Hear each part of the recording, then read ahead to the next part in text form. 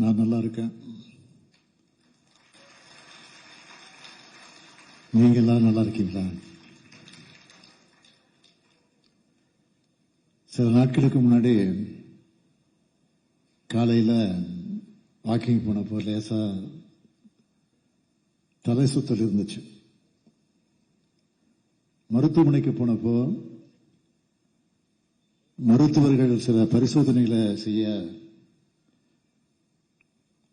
அங்க அட்மிட் ஆக சொன்னாங்க. மருத்துவமனையில் இருந்தப்போ அரசு அதிகாரிகள்கிட்ட தொடர்ந்து ஆலோசனை நடத்திக்கிட்டு தான் இருந்தேன். சில அவசர கோப்புகளை கவனிச்சதோடு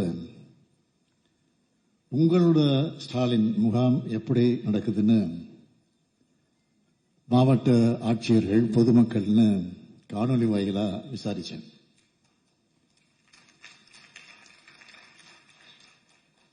தூத்துக்குடிக்கு வந்த மாண்புமிகு பிரதமர் அவர்கள்கிட்ட தமிழ்நாட்டு மக்களின் சார்பில் அளிக்க வேண்டிய கோரிக்கைகள் அடங்கின மனுவையும் ரெடி பண்ணி அனுப்பி வச்சான். ஏன்னா உடல்நலம் பாதிக்கப்பட்டு மருத்துவமனை இருந்தாலும் மக்கள் பணியாற்றணும். இதுதான் என்னுடைய விருப்பம்.